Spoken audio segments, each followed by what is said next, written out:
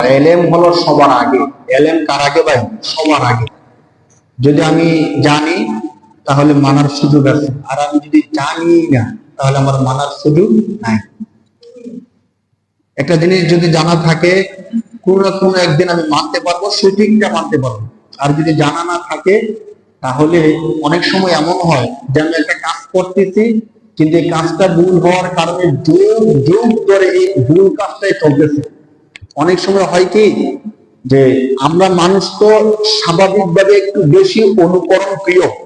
আমরা দেখি যে কে কি করে, আরেকজনকে দেখে দেখে আমরা আমল করি। এই ক্ষেত্রে ধরেন আমি আমার বাপদাদা থেকে একটা আমল দেখছি, করতেছি, কখনো চিন্তা করলাম না আমলটাকে সঠিক না বেঠিক, ধরেন কোনো কারণে তা আমি আমলটা করতেছি, আমার সন্তান আমাকে দেখলো আমলটা করতেছে, সেও জানতে চাইলো না যে আমলটা সঠিক না বেঠিক। যদি আমলটা সঠিক হয় তাহলে সবাই সব পাবে, ঠিক আছে।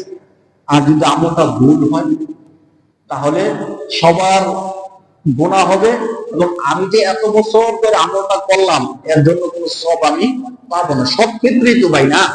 ধরেন কেউ যদি মনে করে যে হুজুর এত কিছু জানার দরকার কি, আল্লাহ তো দেখতেছেন আমার নিয়ত। অনেকে এমন মনে করে, শয়তানের একটা বড় একটা ধোঁকা।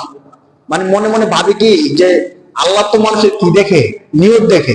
তো আমি তো আল্লাহ তাআলার জন্য আমল করতেছি, তো শুদ্ধ হোক অথবা ভুল হোক সমস্যা নেই, আল্লাহ মাফ করে দিবে।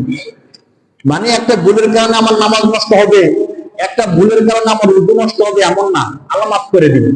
আল্লাহ তো মাফ করবেন, কিন্তু আল্লাহ তো বলছেন যে তুমি আগে জানো। আগে কি করো? তুমি জানো। ফাসআলু আহলা যিকরি ইন কুনতুম লা তা'লামুন, কোরআনের আয়াত। আল্লাহ বলতেছেন ফাসআলু, প্রশ্ন করো, জিজ্ঞাসা করো, আহলা যিকরি, যারা উলামায়ে কেরাম আছে তাদেরকে, ইন কুনতুম লা তা'লামুন, তোমরা যদি না জানো। তাহলে আল্লাহ আদেশ করে দিচ্ছেন আমাদেরকে কি করতে হবে? জানতে হবে। যদি আমরা জানি তাহলে সঠিক একটা জিনিসের উপর আমল করা আমাদের জন্য সহজ। আর যদি আমরা জানলাম না তাহলে যুগ যুগ ধরে একটা ভুল আমরা করতে থাকবো, আমরা কোনোদিন আর সব পাবো না। আপনাদেরকে ছোট্ট একটা উদাহরণ দিই, এক্সাম্পল দিই।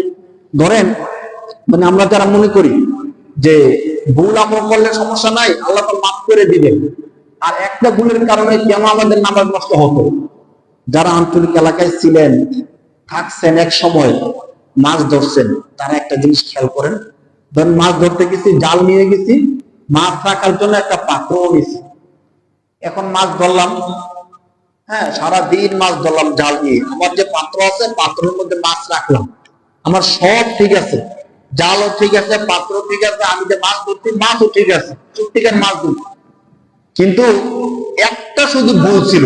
ভুলটা ছিল যে পাত্র নিয়ে গেছি, ওই পাত্রের নিচে একটু ফুটা ছিল, ছিদ্র ছিল।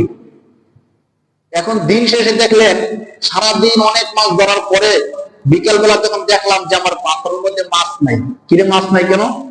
তো চিন্তা করে দেখলাম, যখন পাত্রটা উঠানো হলো দেখা গেল পাত্রের নিচে কি ছিদ্র, এই ছিদ্র দিয়ে সবগুলো মাছ চলে গেছে।